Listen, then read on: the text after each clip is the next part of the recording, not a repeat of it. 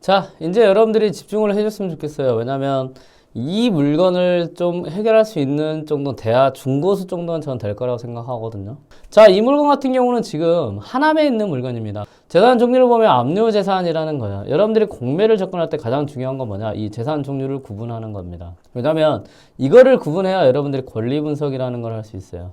권리 분석이라는 거는 두 가지는 아닙니다. 이 압류재산이라고 해서 세금을 걷기 위해서 나온 부동산과 아니면 나라에서 가지고 있는 부동산이나 공기업에서 가지고 있는 부동산을 정리하기 위해서 나온 부동산으로 나뉜다고 생각하면 돼요. 그래서 세금에 의해서 진행되는 부동산 같은 경우는 세금만 못 냈겠어요? 다른 빚들도 많겠죠? 그렇다 보면 그 빚들에 의해서 다른 사람들이 이 부동산을 살려고 하면 세금도 가져와야 되고 빚도 인수해야 되니까 이거 부동산 못 사겠는데 이런 일이 많겠죠. 그럴 때 이 세금과 여러 가지 빚을 없애주기 위한 제도가 생겨납니다. 이게 말소해주는 권리가 됩니다. 그래서 압류재산에만 말소 기준 권리가 있다라고 생각하시면 됩니다. 그리고 두 번째는 부동산, 공적인 성격에 있는 부동산을 정리하기 위해서 나온 부동산이 있다고 했잖아요. 이런 애들은 압류재산 아니면 비압류재산이라고 그냥 제가 명칭할게요. 국유, 수탁, 뭐 기타 일반 재산 이런 애들이 있어요. 비압류재산 같은 경우는 부동산을 그냥 정리하기 위해서 있기 때문에 그리고 어떤 세금이나 여러 가지 빚이 없는 경우가 많습니다. 나라 부동산인데 무슨 나라가 빚지겠어요? 공기업 부동산인데 공기업이 어디 뭐 개인한테 빚지겠습니까? 그렇기 때문에 문제가 없는 경우가 많아요. 그럴 경우에는 말소 기준 권리가 필요 없기 때문에 없습니다. 다만 여기에서 이 비압류 재산 중에 여러분들이 조심해야 되는 거는 여기는 신탁공매가 끼어 있습니다. 신탁공매는 기타 일반 재산이라는 곳에 있거든요. 요거는 여러분들이 권리 분석을 해야 되기 때문에 이거는 여러분들이 공부를 하고 접근하는 게 좋습니다. 유튜브나 여러 가지를 보고 아 이게 이런 거구나 라고 접근하시면 그래도 공부를 할 수 있지만 그래도 투자까지 연결하기에는 여러분들이 공부할 게 그래도 정확하게 찍어서 알아야 될 게 있기 때문에 신탁공매는 그래도 좀 강의를 들으면서 공부하는 걸 제가 좀 추천을 해드립니다. 그리고 또 말씀드리지만 여러분들이 건물 하나 낙찰받기 전까지는 계속 강의 들으면서 공부하는 거 그게 가장 빠릅니다. 추천을 해드릴게요. 자, 이 물건 같은 경우는 압류재산이라고 했기 때문에 말소 기준 권리가 있다라는 거죠. 그리고 이 건물 경기도 하남 신전도에 있는 이 물건이 자 여기 보니까 토지가 87평이고요. 그리고 건물이 보니까 이렇게 돼 있네요. 624 플러스 95 약 700제곱미터 정도 되고 이거는 약 230평? 240평 정도 되겠네요. 240평 정도 되는 건물이라고 생각하시면 됩니다. 그리고 여기 보면 부자이커님 이 제곱미터가 다 크기 아닌가? 자, 이 토지 면적은 토지만 따로 이렇게 면적을 하고요. 물건 상세라고 있잖아요. 물건은 부동산 상세예요. 그래서 여기는 토지 플러스 건물 같이 놔둬요.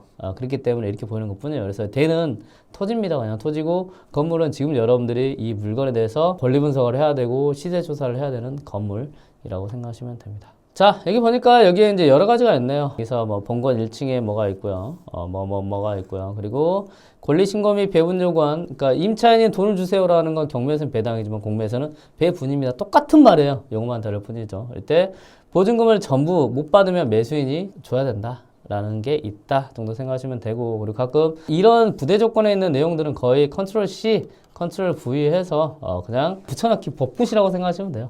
특별한 의미는 없다. 다만 얘 같은 경우는 조금 참고할 만하다 생각하시면 됩니다. 자, 이 물건 같은 경우는 지금 공매 압류재산이지만 입찰 일자가 언제냐면 2024년 5월 13일입니다. 다음 달이죠. 공매 압류재산에 대한 거를 정리해 놓은 표가 있어요. 이게 재산 명세표라는 표가 있습니다. 이거는 입찰 일주일 전에 나와요. 그렇기 때문에 지금은 없어요. 그래서 요거는 제가 기회 된다고 하면 입찰 일주일 전에 한 번 더 물건을 제가 분석을 해 드릴 수도 있어요. 뭐 유찰되면 뭐 한 번 더 분석해 드릴 수도 있습니다. 다만 지금 상태에서 제가 최선을 다해서 분석을 해 드릴게요. 그렇기 때문에 이 물건이 2024년 5월 13일에 입찰을 하기 때문에 5월 일주일 전 한 7일 정도에 6일 정도 나오겠네요. 6일 재산 명세가 나오고 이 안에 있는 부동산에 대한 여러 가지 권리를 자세하게 알 수 있다 정도 생각하시면 돼요. 다만 이 물건 같은 경우는 여러 가지 이유로 인해서 이런 게 거의 제가 봤을 때 한 60에서 50% 이하까지도 유찰될 가능성이 굉장히 높은 거예요. 이거는 공부가 필요한 것입니다. 물건 상태를 좀 보면 이런 겁니다. 하남에 있는 거고요. 보면 건물 상태는 좋아 보이네요. 그리고 하남이라고 하면 수도권에서도 위치는 괜찮은 거죠. 그리고 여기서 보면 이제 방이 한 층에 3개 호씩씩 있나 봐요. 301, 302, 303 있고 제일 위에는 또 층이 있겠죠. 그리고 이게 이제 건물 현황도라는 거예요. 방이 몇 개고 뭔가 있는데 지금 잘 보이진 않죠? 이거거든요. 이건 조금 공부는 좀 하는 게 좋아요. 왜냐면 방이 몇 개고 그다음에 여기 사람이 어떤 사람이 살고 라는 것 확인하는 것 중요하긴 한데, 제가 이제 이걸 언뜻 딱 보니까요, 제가 간단하게 설명을 하겠습니다. 현관 이렇게 보니까 방 2개 이렇게 해서 뭐 투룸, 그리고 뭐 이렇게 해서 보니까 투룸 3개 정도 있는 것 같아요. 가족 수요라고 생각하시면 되고, 가족 수요라고 하면 그래도 하남 정도 있으면 전세나 여러 가지가 좀 비싸죠. 월세도 비싸고. 그러면 이거는 주변에 여러분들 가족 수요면 봐야 될 게 지하철이 있는데, 지하철은 아빠 엄마를 위한 거죠. 누구 출퇴근. 그리고 초등학교, 이건 뭐예요? 아이를 위한 거죠. 초중학교, 그렇죠? 식당, 아이들과 가족을 위한 이런 시설을 이용할 수 있는 것들이 있는지를 지도를 통해서 보는 겁니다. 그러면 여긴 지금 최소 투룸 이상인 다가구이고 가족이 거주할 수 있는 다가구다라고 하면 이제 지도를 보고 한번 확인을 해봅니다. 이 다가구가 있는 곳에서 중학교까지 5분 걸어서 초등학교까지 7분, 그리고 지하철까지 8분이네요. 어때요? 여러분 생각할 때 좋죠? 이게 좋은, 같은 동선에 있는 게 왜 좋을까요? 그렇죠? 출근하면서 아이 데려다주고 회사는 조금 늦게 갈 수 있습니다 라고 이야기하고 같이 아이들과 움직일 수 있는 동선이 될 수 있다는 거죠. 그러면 아이들을 키우기 굉장히 좋은 곳이다 라는 거를 알 수 있겠네요. 그리고 여기에도 보면 이제 이런 아파트 단지도 있기 때문에 그래도 아이들이 자라나기에는 좋다라는 거를 알 수 있습니다. 그리고 나서 이제 좀 더 보니까 여기 이제 하남시청역이라는 곳에 있네요. 여기 보니까 돈가스 집도 있고요. 뭐가 많네요. 여기 이제 살고 있는 곳에 좀만 걸어가도 충분히 살 수 있는 위치가 좋은 곳이라는 것을 알 수 있습니다. 그러면 이 물건 같은 경우는 지금 투룸이 일단은 제가 간단하게 봤을 때 3개 한 층이에요. 이게 지금 3개 층이었으니까요.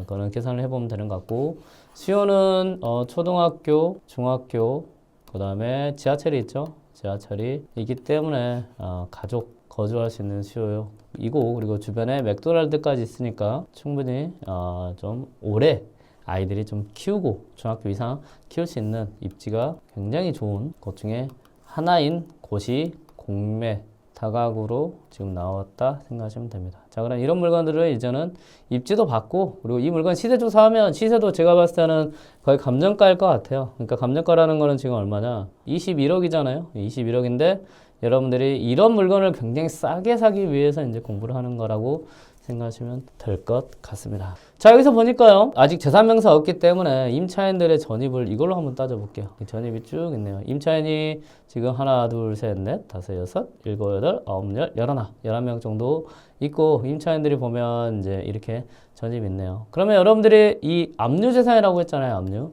압류재산이라니까 뭐가 있다고 했어요? 기억하십시오. 말소, 기준, 권리라는 게 있다고 했어요. 그러면 말소 기준 권리 날짜로 인해서 임차인의 전입이 없어지는지 없어지지 않는지를 확인하는 거예요. 그래서 말소 기준 권리보다 먼저 전입을 했는지 뒤에 전입을 했는지를 따져서 여러분들이 이거를 권리 분석이라고 하는 것입니다.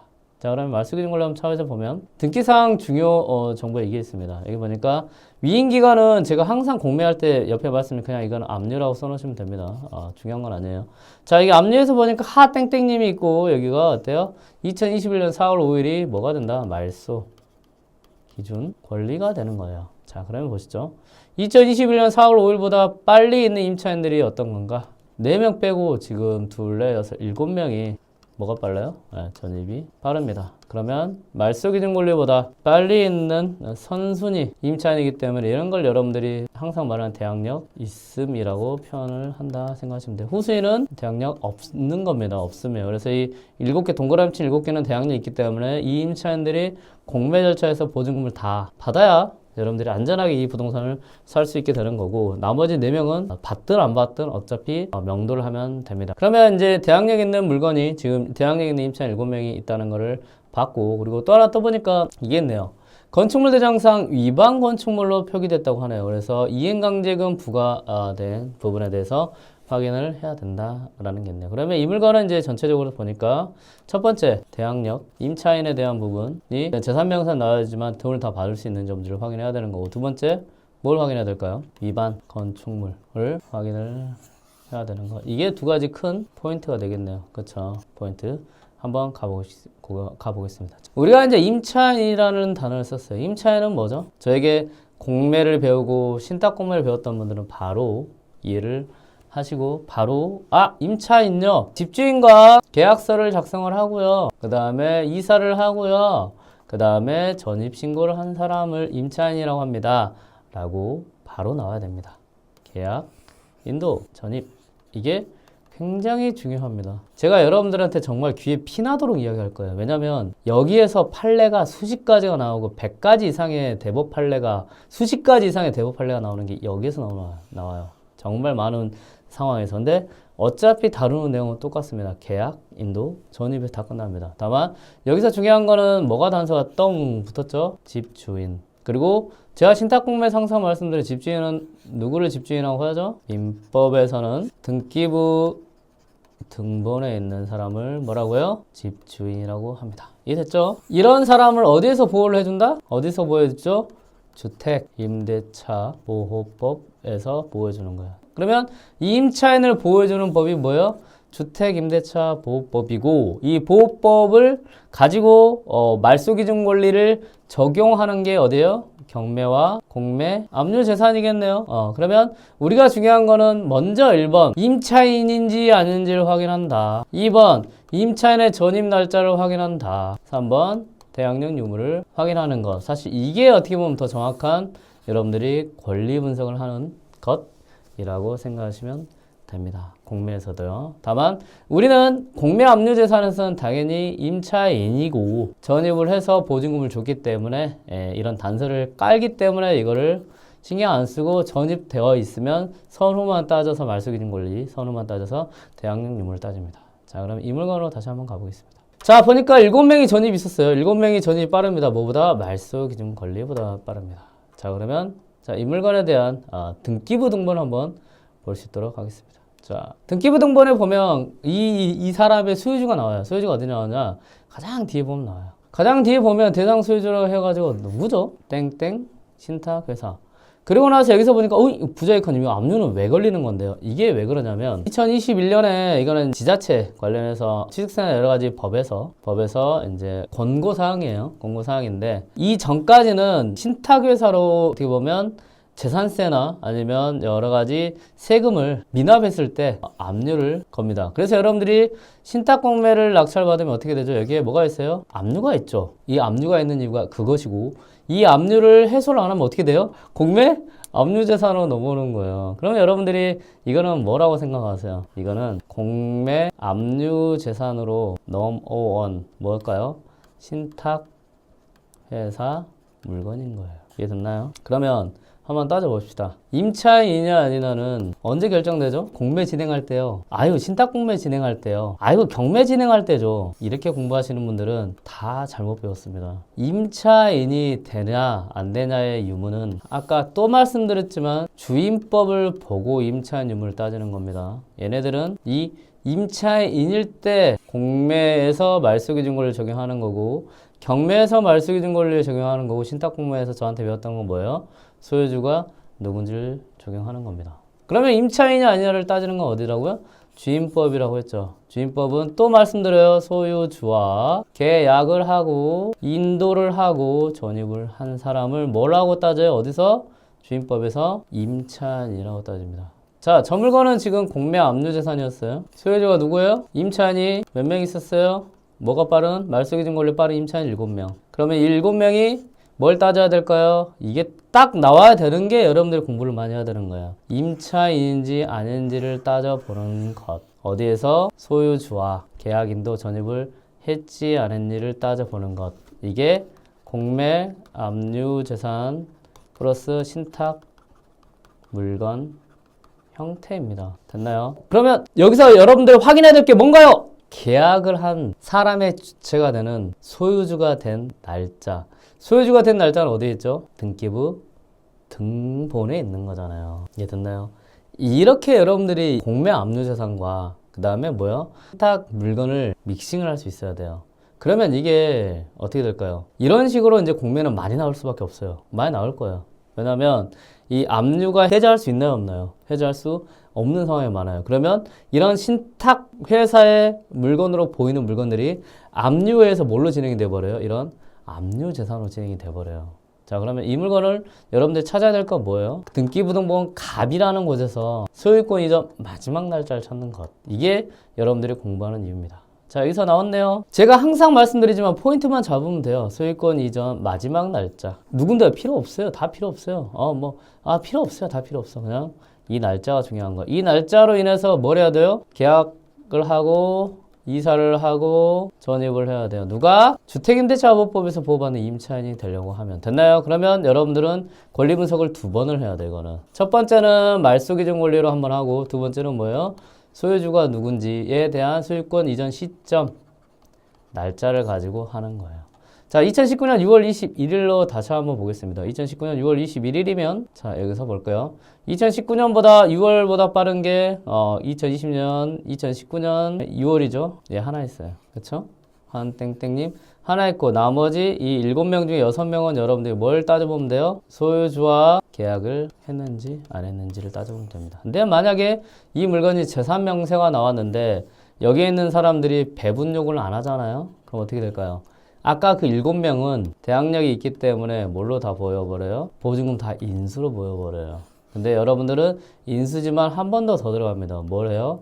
소유주와 계약을 했는지 안 했는지를 따지는 것.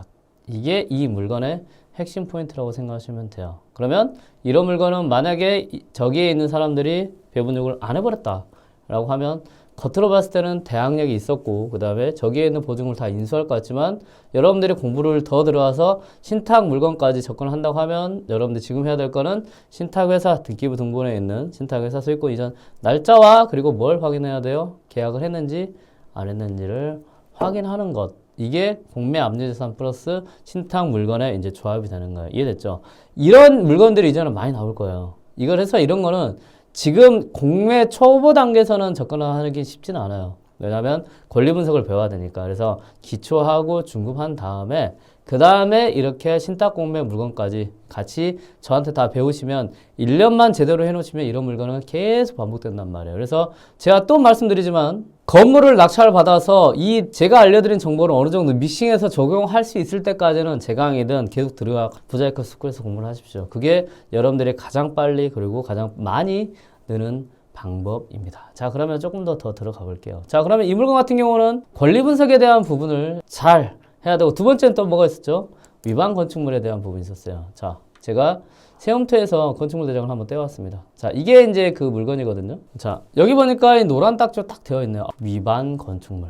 그러니까 이런 거예요. 위반 건축물이 되는 이유가 조금 이해하시면 쉽습니다. 자, 제가요, 이 네모난 집을 지으려고 해요. 네모난 집을 지을게요 하고 건축가에 이제 말하면 건축가가 딱 보니까 네모난 집 지어 그래가지고 이제 허가를 해줍니다. 이 허가를 뭐예요? 지어라고 해서 건축 허가를 합니다. 그리고 막 지었어요. 지은 다음에 자, 이거 다 지었어요. 그러면 자, 확인해 주세요. 그래요. 확인해 주세요. 그러면 건축가가 확인할게요. 그 다음에 막 건축을 맞네. 네모난 거 맞네. 그러면 쓰세요. 라고 해요. 쓰세요. 이거를 사용해서 쓴다고 해서 사용해서 쓸 수 있는 승인을 내줍니다. 사용 승인이 되는 겁니다. 됐죠? 이거예요. 근데 이렇게 이제 막 쓰다 보니까 내가 그래도 네모를 좋아했지만 나는 아니야. 나는 역시 오각형이 좋아. 그래서 여기를 하나 더 이렇게 만든 거예요. 오각형. 처음에 네모를 해놓고 오각형을 여기 세모를 하나 더 만들었어요. 역시 나는 네모 마음에 안 들어. 그리고 이제 막 썼어요. 근데 건축가가 딱 보니까 저거 잠깐만요. 당신 네모로 쓰기로 했잖아. 왜 삼각형 하나 더 썼어? 하면서 이거 삼각형 떼내요 라고 이제 건축가에서 이야기합니다. 암만 생각해도 네모는 아니야. 나는 예술적인 측면에서 세모가 무조건 필요해. 저는 오각형이 필요합니다. 몰라요. 마음대로 하세요. 그러니까 건축가에서 그러면 자, 이거 떼낼 때까지 삼각형 이거 여기서 이렇게 떼낼 때까지 돈 내요. 돈. 내가 뗄 수는 없고 돈 내요. 돈. 떼낼 때까지 이행할 때까지 안 내면 강제로 돈 내세요. 그래서 이행 강제금을 부과를 합니다. 언제? 여기에 이거 네모인데 세모로 했어요. 오각형으로 했어요. 라는 위반 건축물 딱지가 붙을 때는 이행 강제금이란 걸 내야 됩니다. 자, 그럼 이 물건 같은 경우도 어때요? 이행 강제금을 내야 되겠네요. 그렇죠? 위반 건축물이 됐으니까요. 이행 강제금 내야 되고, 대출은 왜 안 오? 대출 어떻게 할까? 이제 머리 아픕니다. 자, 이때 여러분들이 봐줘야 될 건 뭐냐? 위반 건축물이 무엇인지에 대한 거를 확인하면 됩니다. 그게 여기에 있습니다. 여기에 있어요. 건축물 대장 두 번째 장 아니면 세 번째 장에 여기에 있어요. 이렇게. 여기 보니까 2015년 8월 6일에 위반 건축물에서 81.26제곱을 만들었어요. 새로 만들었어요. 새로 만들어 지었어요. 살아있죠. 그만큼 여기가 전세든 뭐든 수요가 많은 많으니까 더 지었지 않을까요? 이게 또 포인트입니다. 뭐가 포인트냐? 여기 두 가지 포인트가 있어요. 하나의 포인트는 2015년 8월이라는 거야. 두 번째 포인트는 81.26이라는 포인트예요. 자, 우리나라 법에서는요, 이게 건축법 자체가 바뀌었어요. 이제 건축법 제80조 원래 1항이 있었는데 2항까지 생기면서 이제 이게 바뀌었는데 바뀐 시점이 언제냐? 2019년 4월 23일에 건축법 제80조가 바뀌었어요. 어떻게 바뀌었냐? 원래는 그 전에는 지자체마다 다릅니다. 국민주택 이하. 국민주택이라는 거는 여러분들이 32평, 33평 아파트 있잖아요. 그 84 보통 제곱이라고 하거든요. 이 이하의 면적에서 문제를 했을 때 더 썼을 때는 이거를 소규모 주택이라고 그래요. 작은 주택이라고 보고 이행강제금, 건물에 대한 이행강제금 자체를 어떻게 하냐? 절반으로 감경을 하고 그리고 3에서 5회만 내는 걸로 했습니다. 이게 대법 판례 2012년에 대법 판례 규정에 의해서 얘가 적용이 된 거예요. 감경 자체도 이해하시면 되겠죠. 그런데 이게 2019년 4월 23일에 이거를 하도 일반 건축물 막 이행강제가 안 되고 막 쓰니까 법 바꿔버렸어요. 필요 없어. 계속 내. 이해됐죠? 그러면 기준이 어떻게 되냐? 2019년 4월 23일이 기준이 돼요. 어떤 기준이 되냐? 이행강제금을 평생 계속 내야 되는지 아니면 3에서 5회만 내고 끝났는지에 대한 판단 여부가 여기 있습니다. 근데 이 물건은 처음에 이행강제금을 내야 되는 이 위반건축물로 된 날짜가 언제냐? 2015년 8월 6일입니다. 언제죠? 2019년보다 이전이죠. 그리고 이행강제금 1년에 1회에서 2회 부과됩니다. 보통 이거는 이제 한 2회 이상 부과됐을 것 같은데 근데 2019년 같이 한 4년 됐네요. 그럼 여러분들이 확인해야 될 건 뭐죠? 네. 자, 81.26이라 해서 84제곱미터 이하였기 때문에 국민주택 소규모 주택이라는 조건이 하나 생겼고 맞고 그 다음에 2019년 4월 23일 건축법이 바뀌기 전 2015년에 이제 위반 건축물이 됐기 때문에 이거는 국민주택이고 법이 개정되기 전 어떻게 보면 그 3번에서 5번만 이행강제금을 내도 되는 그런 지점의 위반 건축물로 된 물건이 되는 겁니다. 그래서 이거 같은 경우는 또 뭐 봐야 된다?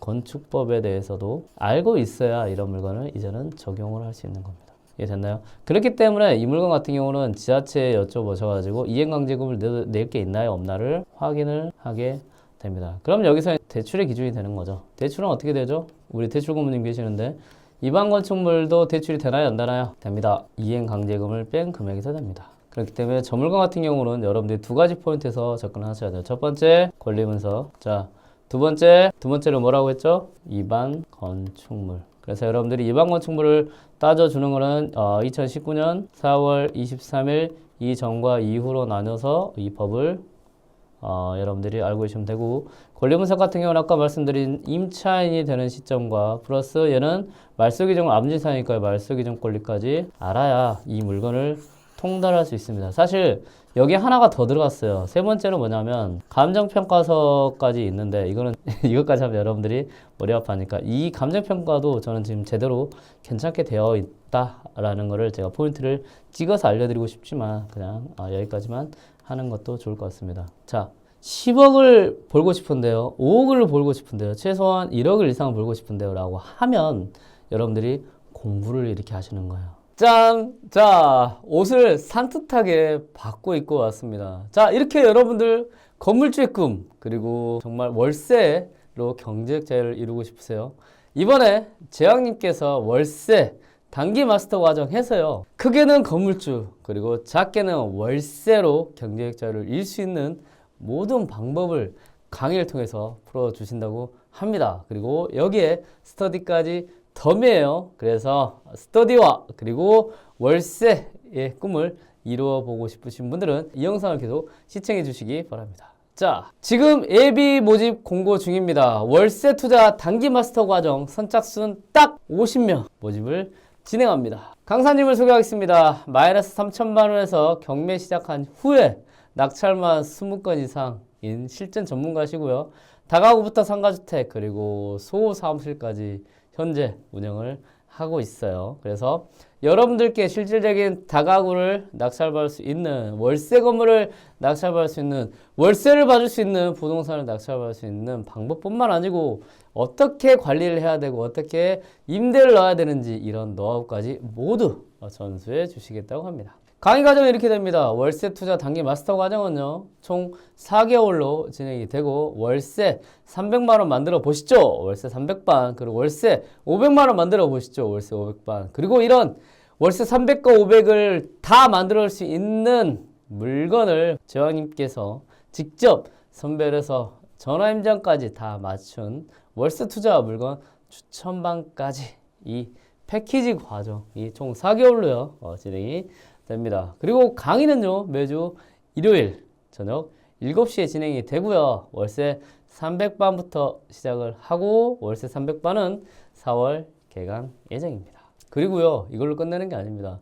월세 단기 마스터 과정은요, 이 세 가지 강의 과정 플러스 제왕님께서 스터디까지 4개월 동안 진행을 해 주시겠다고 합니다. 여기서 총 스터디장은 제왕님입니다. 스터디 목표는요, 각조 1명 이상 건물주 탄생. 각조가 몇 명인데요. 자, 한 조에 5명씩 진행을 하고요. 총 50명 해서 10개조로 진행을 해 주겠다고 합니다. 그래서 한 개조당 건물주 1명 이상을 목표로 하고 스터디 전원, 낙찰 1건 이상을 목표로 하겠답니다. 그리고 다가구 굴림주택 등 건물과 현장에서 임장하는 방법과 그리고 현장에서 무엇을 봐야 되는지 어떻게 임차인을 만나야 되는지에 대한 모든 방법을 다 전수해 주겠다고 합니다. 그리고 스터디를 통해 공부가 아닌 실천과 행동을 몸으로 익히는 것, 그리고 스터디원과 함께 으쌰으쌰해서 4개월 과정 정말 월세만을 목표로 달려보겠다고 합니다. 기간은요, 총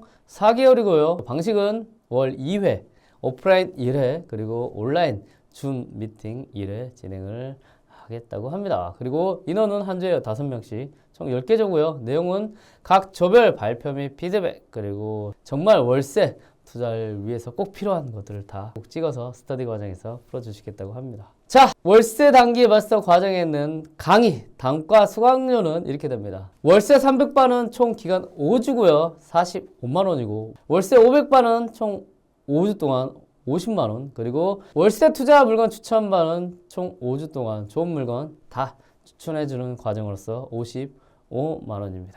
자, 월단기 수강료는요, 총 3가지 과정이 150만원이지만 수강료 50만원 할인해서 100만원 네, 수강할 수 있도록 하겠습니다. 그리고 카드 결제 가능하고요. 월단기 시작일 일주일 전까지 환불 가능하니까 그 부분 꼭 유의하시기 바랍니다. 모집 안내입니다. 모집은 딱 50명 입금 선착순 진행하고요. 수강기간 총 4개월이고요. 50만원 할인해서 100만원에 월단기를 수강할 수 있습니다. 자, 신청 안내 꼼꼼히 봐주세요. 그래야 여러분들이 선착순 50명 안에 들 수 있는 좋은 기회를 바로 잡을 수 있습니다. 월세 단기 마스터 과정 신청 단톡방이 오픈이 될 건데요. 50명 인원 제한된 카톡방입니다. 그리고 여기에 들어오셔서 수강료 납부 및 신청서를 제출하셔야 여러분들이 월단기 50명 안에 들어갈 수 있는 기회를 잡을 수 있습니다. 신청 방법은 2가지인데요. 예비 모집 공고에 신청을 하셔서 신청서 링크를 받거나 아니면 본공지에 신청서 링크를 확인하시고 입장을 하시면 됩니다. 예비 모집 공고는요, 부자이커 블로그에 지금 예비 모집 공고가 올라와 있으니까요. 그곳에 비밀 댓글로 실명 그리고 전화번호를 달아 놓으시면 그 전화번호로 50명이 들어갈 수 있는 신청서 링크를 보내드리고 그 문자를 확인하신 다음에 링크를 클릭해서 입장을 하시면 됩니다. 본 모집 공고는 4월 9일 화요일 11시에 모집 공고가 되고요. 그때 신청서 링크를 전화번호로 발송해 드린다고 생각하시면 됩니다. 그리고 공공지에서는 입장 링크를 블로그에 적어 드리니까요. 그때 클릭을 하시면 됩니다. 그래서 여러분들이 50명 안에 빨리 입장하고 싶으시면 예비공지에 전화번호를 남겨놓으시면 됩니다. 자, 제가 다시 한번 정리를 해드리겠습니다. 예비 모집 신청 방법을 요약해드리겠습니다. 첫 번째, 예비 모집 글을 읽습니다. 어디에서요? 지금 모집 공고되어 있는 부자이커 블로그를 확인하시면 됩니다. 두 번째, 단톡방 링크를 받을 전화번호와 이 이름을 남기시면 됩니다. 어디에서요? 부자이커 블로그에 비밀 댓글로 남기시면 됩니다. 세 번째, 단톡방 링크를 받으시면 됩니다. 언제요? 본공지 4월 9일 오전 11시에 받으시고 바로 클릭해서 들어오시면 됩니다. 자, 부자이커 블로그는요, 이렇게 찾으시면 됩니다. 네이버에 부자이커 검색을 하시고요. 아래 하단에 블로그를 클릭하시면 지금 예비 공지가 되어 있으니까요. 그곳에 비밀 댓글로 전화번호와 이름을 남겨주시면 여러분들이 바로 선착순 50명에 들어올 수 있는 오픈 카톡방 링크를 받아보실 수 있습니다. 자, 여러분들이 건물주의 꿈 그리고 월세로 여러분들 인생을 역전하고 싶으세요? 그러면 제왕님의 월세 낭기 마스터 과정 강의와 스터디까지 꽉 채워있는 과정 놓치지 마시기 바랍니다. 지금까지 부자이코였습니다. 감사합니다.